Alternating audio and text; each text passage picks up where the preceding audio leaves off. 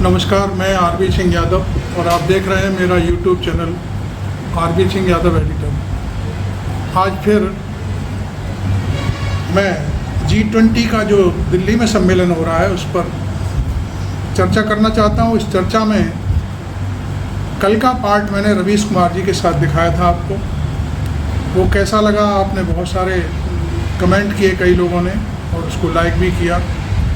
आज मैं फिर रवीश कुमार जी का दूसरा पार्ट G20 पार्ट 2 दिखाने जा रहा हूँ। उसमें देखिए उन्होंने क्या परतें उघाड़ी हैं जो सम्मेलन हो रहा है उसके बारे में, विदेशों में G20 को लेकर के भारत के बारे में क्या चर्चा हो रही है तमाम अखबारों की, और लोकल मीडिया और लोकल अखबार जो भी यहाँ लिख रहे हैं G20 के बारे में, उनके बारे में पूरी विस्तार से उन्होंने चर्चा की है।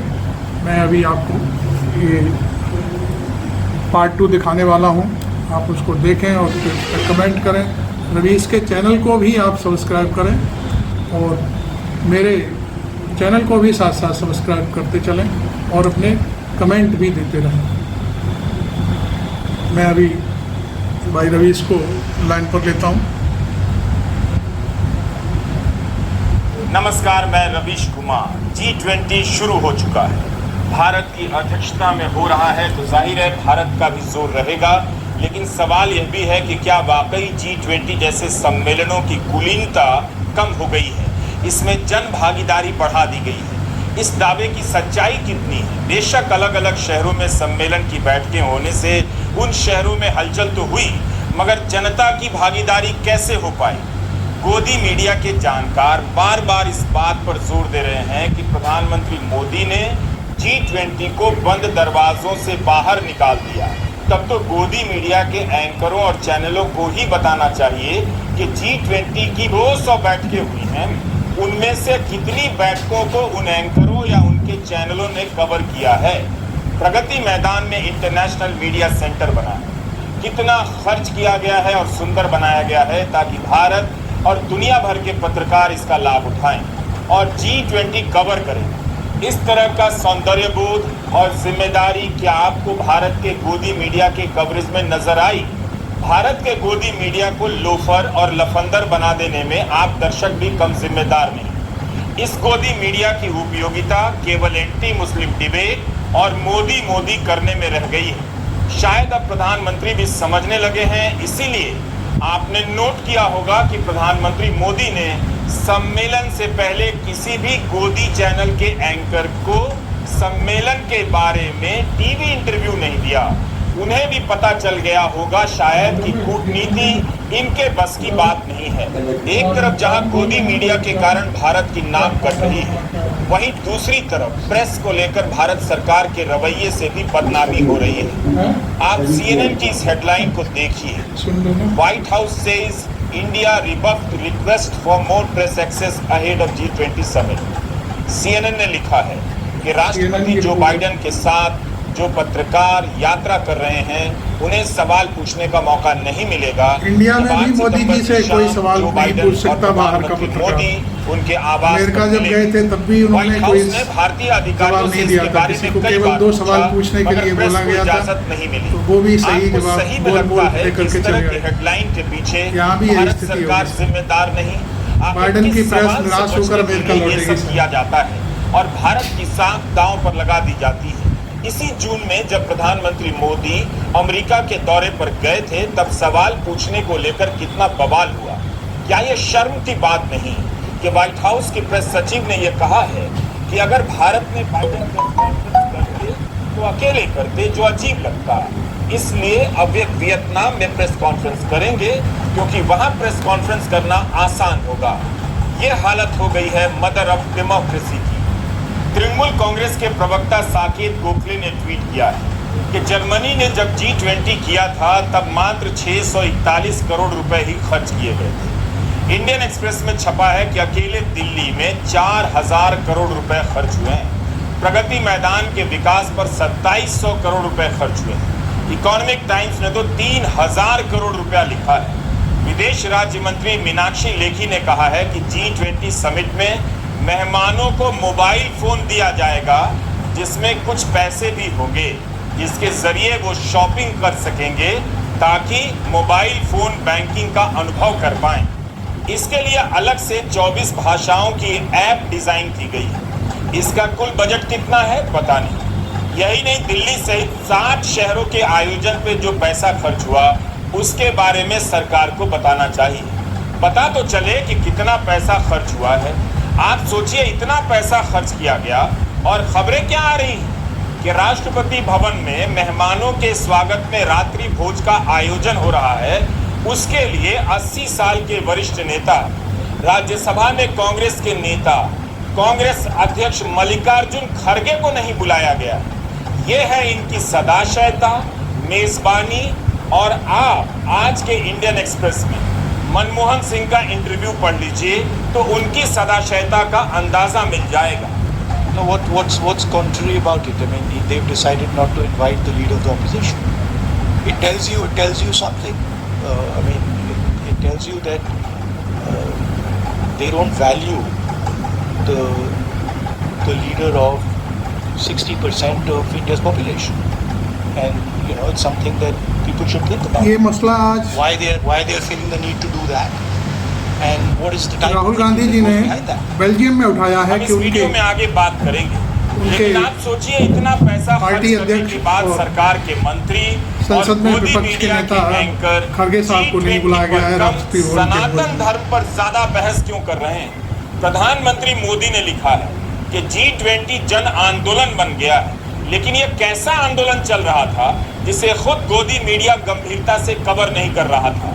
केवल गोदी मीडिया ही नहीं, प्रधानमंत्री के बयानों की प्राथमिकता भी आप देख लीजिए कि G20 के समय उन्हें कौन सी बात प्रमुख नजर आती है।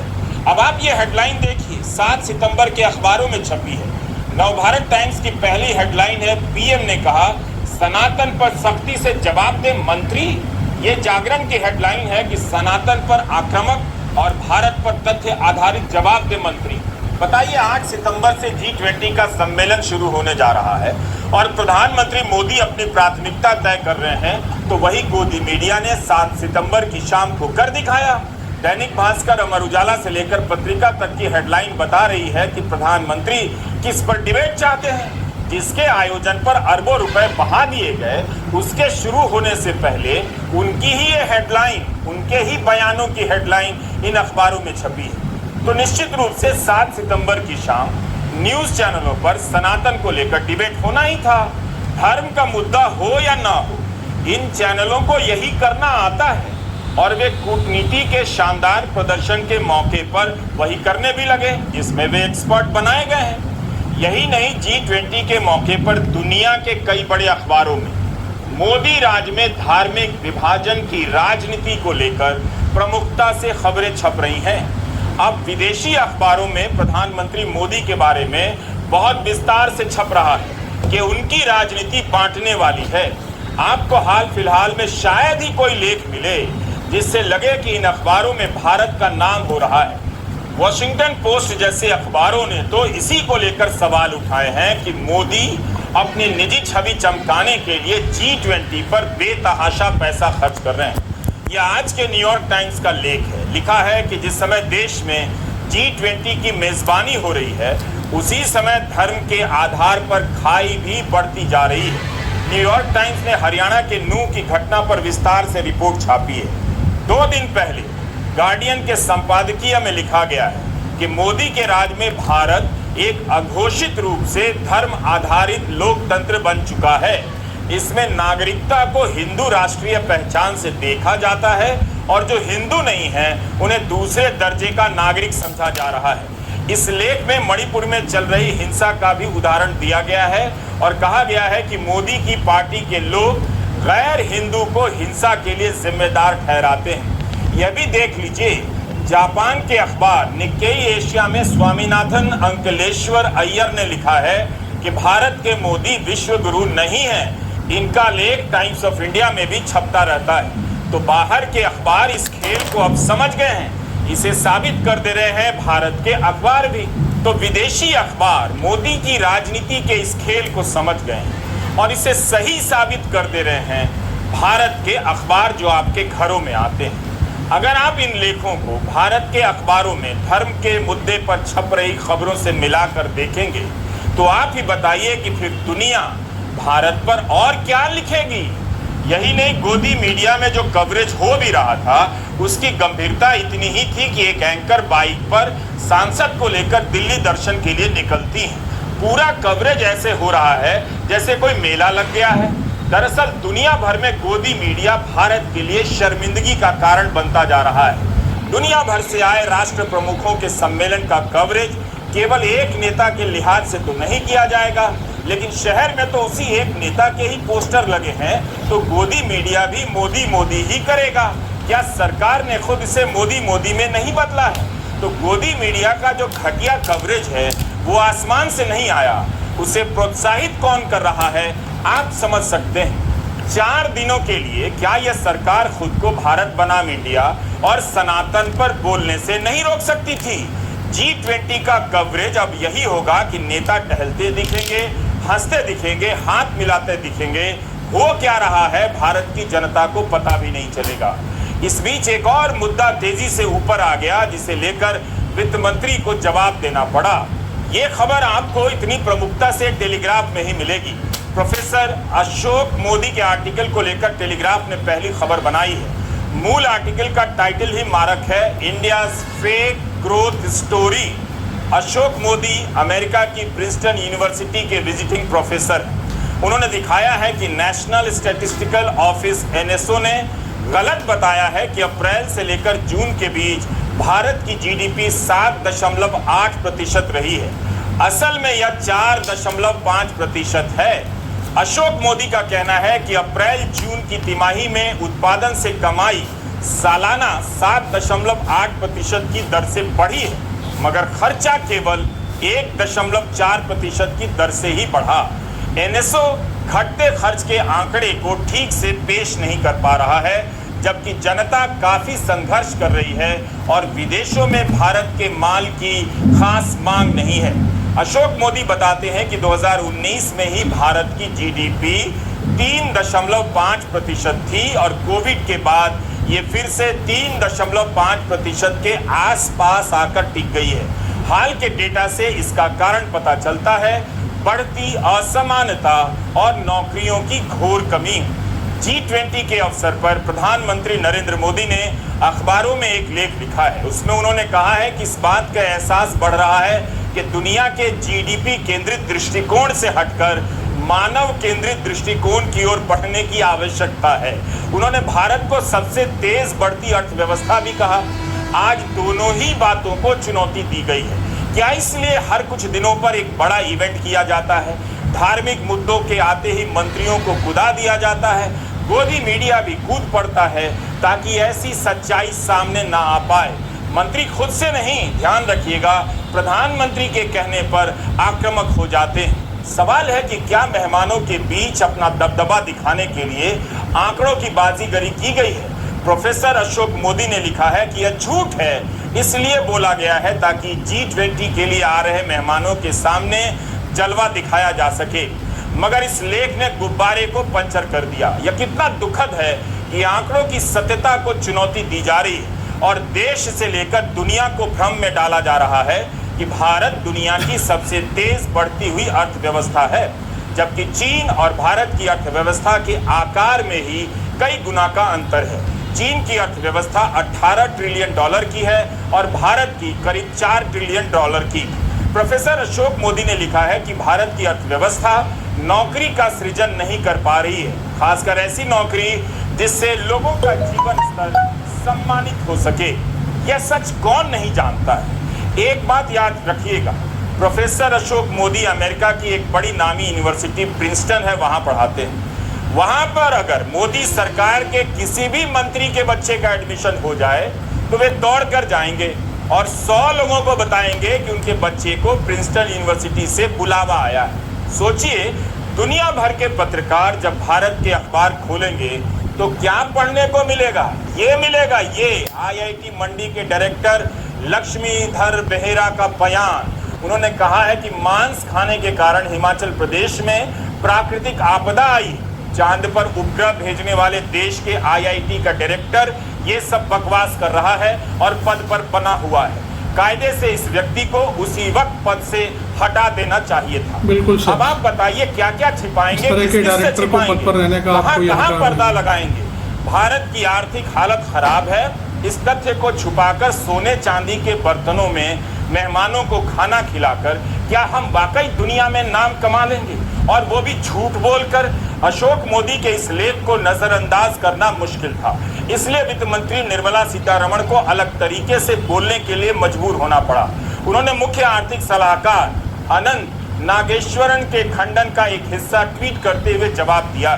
कहा है कि जब कोविड के बाद हमारे डेटा में काफी अंतर था और हमने ही स्वीकार किया था, तब तो डेटा नकारने वालों ने हंगामा नहीं किया। हमने इस बार कोई फेरबदल नहीं की, हमेशा जिस तरह से डेटा का इस्तेमाल होता है वैसा ही किया है। आरबीआई ने 8% विकास दर का अनुमान लगाया था। अनुमान लगाया, बात वो नहीं है। अशोक मोदी कारण बता रहे हैं कि क्यों भारत की जीडीपी अप्रैल से जून की तिमाही में 7.8% नहीं है, केवल 4.5% है। लाइव मीट में मुख्य आर्थिक सलाहकार ने जवाब दिया है, कृपया आप उसे पढ़ लें। हम आपको आर्थिक पत्रकार TN नाइनन के लेख का एक हिस्सा बताना चाहते हैं। कौन नहीं चाहेगा कि देश की अर्थव्यवस्था चमकती रहे और इसका लाभ सभी को मिले, मगर जिस तरह से दुनिया भर में दावेदारी की जा रही है, सबकी नजर अब भारत के आंकड़ों पर पड़ने लगी है। आप इन आंकड़ों की जगह सड़कों पर प्रधानमंत्री मोदी के पोस्टर गिनकर नहीं भर सकते हैं। इसी साल जुलाई में द प्रिंट में वरिष्ठ पत्रकार TN नाइनन ने लिखा है कि भारत तेज बढ़ती अर्थव्यवस्था नहीं है। सऊदी अरब की जीडीपी 2022 में 8.7% की दर से बढ़ी है। वियतनाम 8% की दर से। 2023 की पहली तिमाही में फिलीपींस की जीडीपी 6.4% रही है, भारत से आगे। हालांकि ये सभी आकार के मामले में भारत से छोटी अर्थव्यवस्था है, लेकिन सरकार है कि हर दिन दोहराती है कि भारत ही सबसे तेज बढ़ती अर्थव्यवस्था है और यही चारों तरफ छपता है। पूर्व प्रधानमंत्री मनमोहन सिंह का आज के इंडियन एक्सप्रेस में इंटरव्यू छपा है। मनोज सीजी और पी वैद्यनाथन अय्यर को दिए इस इंटरव्यू को आप पढ़िए, पता चलेगा कि वे किस उदारता और सदाशयता से G20 की व्याख्या कर रहे हैं।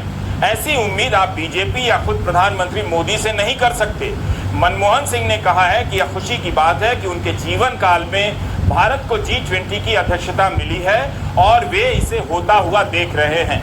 विपक्ष के नेता से जिन्हें जी भरकर अपमानित किया गया हो, जिन्हें तब भी मनमोहन सिंह कहा गया जब वे प्रेस कॉन्फ्रेंस किया करते थे, पत्रकारों को अपने साथ लेकर जाते थे, प्रधानमंत्री नरेंद्र मोदी ने आज तक एक विस्तृत लाइव प्रेस कॉन्फ्रेंस नहीं की है। आप मनमोहन सिंह के विमान में देख सकते थे कि भारत के प्रधानमंत्री का हवाई जीवन विलासिता भरा है या सादगी भरा। अब प्रधानमंत्री मोदी के विमान के भीतर क्या है, 10 साल से किसी ने नहीं देखा। तरह तरह की कहानियां बनती रहती हैं। मनमोहन सिंह ने यूक्रेन युद्ध को लेकर भारत की नीति की भी तारीफ की, मगर दो बातों की तरफ ध्यान भी दिलाया। 7 सितंबर के वीडियो में हमने दिखाया था कि दिल्ली के बड़े हिस्से में लगे पोस्टरों में केवल नरेंद्र मोदी, मेहमानों के पोस्टर नजर नहीं आते। इस आयोजन को मोदी सम्मेलन में बदल दिया गया है। G20 की सराहना करते हुए पूर्व प्रधानमंत्री मनमोहन सिंह ने धीमे स्वर में उतनी ही प्रमुखता से एक चेतावनी भी दी। उन्होंने कहा कि दुनिया के मंच पर भारत को स्थान मिल रहा है, उसका घरेलू राजनीति में मुद्दा होना कोई गलत बात नहीं, लेकिन यह भी जरूरी है कि निजी राजनीति के तौर पर विदेश नीति और कूटनीति का इस्तेमाल करने में संयम बरती जाए। मनमोहन सिंह का इशारा शायद आयोजन पर मोदी की छाप की तरफ था। G20 के तमाम पोस्टरों को आप खुद भी देखिए तो लगेगा ये मोदी 20 है। एक्सप्रेस ने इस बात को लेकर हेडलाइन नहीं बनाई कि निजी इस्तेमाल को लेकर मनमोहन सिंह ने चेतावनी दी है, यह बात अलग से नोट कीजिए। पूर्व प्रधानमंत्री मनमोहन सिंह ने यह भी कहा कि वे भारत को लेकर आशावान हैं, बशर्ते भारत के समाज में भाईचारा बनी रहे, क्योंकि हर तरह की प्रगति और विकास के लिए सबसे जरूरी है भारत हमेशा से सभी का स्वागत करता रहा है, इस खूबी को बचाकर रखा जाना चाहिए। मनमोहन सिंह ने G20 को लेकर भी कुछ सवाल उठाए हैं। उनका कहना है कि G20 ने 2008 के आर्थिक संकट के दौरान बहुत अच्छा काम किया। सरकारों के नीतिगत फैसलों के बीच तालमेल रही, बातचीत के लिए एक मंच मिला। आज डी ग्लोबलाइजेशन की बात होने लगी है, यानी सब अपनी अपनी बात कर रहे हैं। व्यापार प्रतिबंधों की बात हो रही है, इनसे मौजूदा आर्थिक स्वरूप पर बुरा असर पड़ सकता है, लेकिन ग्लोबल सप्लाई चेन में भारत के लिए अवसर भी खुल सकते हैं। उन्होंने कहा कि यह भारत के हित में है कि वह पश्चिम देशों के आपसी झगड़े में ना पड़े। उन्होंने यह भी कहा कि सुरक्षा से जुड़े मुद्दों को इस सम्मेलन से दूर रखना चाहिए। G20 इसके लिए नहीं बना है। भारत अपनी नज़र से देख रहा है तो अमेरिका भी इस सम्मेलन को अपनी नज़र से देखता है। अमेरिका के राष्ट्रपति जो बाइडेन ने दिल्ली के लिए रवाना होने से पहले एक ट्वीट किया। उन्होंने लिखा कि मैं G20 के लिए रवाना हो रहा हूं। आर्थिक सहयोग का यह एक बेहद महत्वपूर्ण अंतर्राष्ट्रीय मंच है, जिसका फोकस इस बात पर रहता है कि अमेरिका की जो प्राथमिकताएं हैं उस पर क्या प्रगति हो रही है। यही नहीं, इसका फोकस इस पर भी रहता है कि विकासशील देशों के साथ किए गए वादों को निभाना है और हमारी प्रतिबद्धता को दिखाना होता है कि G20 जो तय करता है उसे पूरा भी करता है। जब भी हम एक दूसरे से मिलते हैं, संवाद करते हैं, हम बेहतर होते हैं। बाइडेन ने सभी देशों की साझा प्राथमिकता की बात बाद में की, सबसे पहले अमेरिका के हित की बात की। प्रधानमंत्री मोदी ने अखबारों में जो संपादकीय लिखे हैं उसमें इस बात पर जोर दिया है कि भारत G20 को अंतिम आदमी तक ले जाना चाहता है। यह एक आदर्शवादी बात है जिसका ग्लोबल व्यवस्था में धरातल पर कोई मतलब नजर नहीं आता, फिर भी लिखने सुनने में अच्छा लगता है। पूरी दुनिया में जितनी आर्थिक असमानता बढ़ी है, गरीबी बढ़ी है, उसे G20 के पास कम करने का कोई प्लान नजर नहीं आता, ना अभी तक उसे इस दिशा में कोई सफलता भी मिली। इस सम्मेलन में बार बार ग्लोबल साउथ का जिक्र आता है। प्रधानमंत्री मोदी ने कहा कि G20 के मंच पर ग्लोबल साउथ की आवाज़ प्रमुखता से उठनी चाहिए। कई बार मैं भी और निश्चित रूप से आप में से कई लोग चक्कर में पड़ जाते होंगे कि ये ग्लोबल साउथ क्या भला है, तो आगे बढ़ने से पहले संक्षेप में इसकी बात कर लेते हैं। ग्लोबल साउथ कोई भौगोलिक हिस्सा नहीं, जो पृथ्वी के उत्तरी गोलार्ध में हैं वे भी ग्लोबल साउथ का हिस्सा माने जाते हैं, जैसे भारत, चीन और अफ्रीका के देश।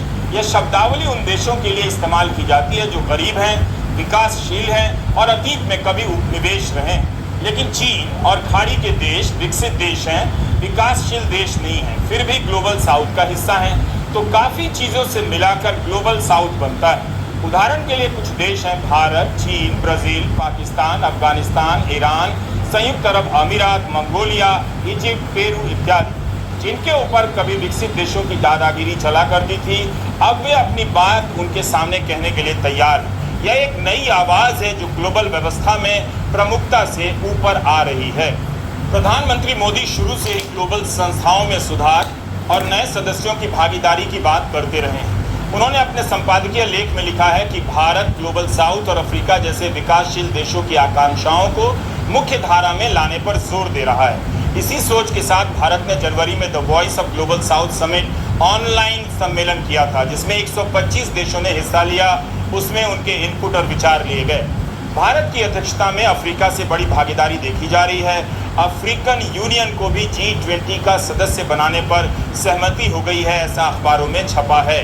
प्रधानमंत्री मोदी ने लिखा है कि हमारी G20 presidency gender digital divide को पाटने, लेबर फोर्स में भागीदारी के अंतर को कम करने और निर्णय लेने में महिलाओं की एक बड़ी भूमिका को सक्षम बनाने पर काम कर रही है। पिछले कुछ वर्षों में भारत ने कर दिखाया है कि कैसे टेक्नोलॉजी का लाभ उठाकर असमानताओं को कम किया जा सकता है। उदाहरण के लिए दुनिया भर में अरबों लोग जिनके पास बैंकिंग सुविधा नहीं है या जिनके पास डिजिटल पहचान नहीं है, उन्हें डिजिटल पब्लिक इंफ्रास्ट्रक्चर DPI के माध्यम से साथ लिया जा सकता है। किसी भी सम्मेलन को सिरे से खारिज करना ठीक नहीं। जो मेज़बान होगा वो उससे उम्मीद रखेगा, लेकिन G20 क्या इसे पूरा करने में सफल होगा? चीन और रूस के नहीं आने पर विदेश मंत्री एस जयशंकर ने कहा कि दोनों देश अलग अलग कारणों से नहीं आ रहे हैं, भारत के कारण से नहीं। फिर भी भारत की अध्यक्षता में अगर आते तो क्या यह भारत की कामयाबी नहीं होती? भारत, रूस, अमेरिका और चीन को एक मंच पर नहीं ला सकता। कई लेख ऐसे भी छपे हैं जिनमें G20 की ज़रूरत पर ही सवाल उठाए जा रहे हैं। हम इन तस्वीरों के साथ साथ गार्डियन के लैरी एलियट के एक लेख का हवाला देना चाहते हैं। लैरी ने लिखा है कि G20 का नारा तो एक पृथ्वी, एक परिवार, एक भविष्य रख दिया गया है, मगर यह सम्मेलन आपसी मतभेदों के कारण अपनी प्रासंगिकता गंवाते जा रहा है। दुनिया के उत्पादन का 80% G20 करता है। उस हिसाब से इसके मंच पर जलवायु संकट, वित्तीय स्थिरता और गरीब देशों को कर्ज से राहत देने के मामले में एक सहमति बननी चाहिए। मगर सच्चाई यह है कि इन मामलों में इसका रिकॉर्ड बहुत खराब है। 2008 के आर्थिक संकट के अगले साल के G20 को ही सब याद करते हैं कि कितनी साझेदारी बनी। उसके बाद से यह सम्मेलन भीतर भीतर बिखरता जा रहा है। विश्व की अर्थव्यवस्था में जो बदलाव आ गए थे उसे देखते हुए G20 जैसे मंच का बनना स्वाभाविक था, क्योंकि G7 अकेले सभी मसलों का हल नहीं निकाल पा रहा था। इसकी सबसे बड़ी समस्या यह है कि स्थायी सचिवालय नहीं है। इसकी अध्यक्षता हर साल बदलती रहती है। यही नहीं, सदस्यों की संख्या बहुत ज़्यादा है। नतीजा यह होता है कि इसका सम्मेलन फैसलों के लिए कम, फोटोबाजी के लिए ज़्यादा जाना जाता है। यह आर्थिक मसलों का सम्मेलन तो है, मगर यूक्रेन युद्ध के कारण बट गया है। भारत और चीन के बीच भी रिश्ते खराब हुए हैं। बीजिंग और अमेरिका के बीच एक नया शीत युद्ध शुरू हो चुका है। इस कारण G20 में आर्थिक एकजुटता का बनना मुश्किल होता जा रहा है। यही नहीं, पर्यावरण के मसले पर भी इस सम्मेलन से कुछ ठोस नहीं निकला है। इसकी यही खूबी है कि इसमें अमीर देश भी हैं, गरीब देश भी हैं, सब एक दूसरे के साथ आते हैं। इसके बाद भी यह सम्मेलन एक दूसरे के लिए कोई ठोस कदम नहीं उठा पाता है।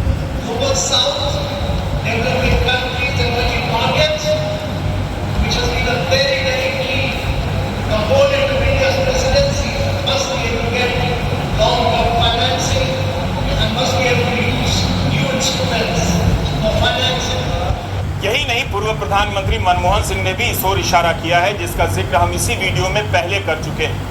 एक बड़ा सवाल यह भी है कि गरीब देशों पर कर्ज का जो बोझ लादा गया है उसे कैसे हल्का किया जाए। गरीब देशों से कहा जाता है कि कोयले का उत्पादन बढ़ाते जाएं, इससे उनकी गरीबी दूर होगी, मगर ऐसा नहीं होता। उल्टा यह जलवायु संकट का कारण बनता जाता है। सबकी नज़र इस बात पर है कि क्या 10 सितंबर को साझा बयान जारी होगा।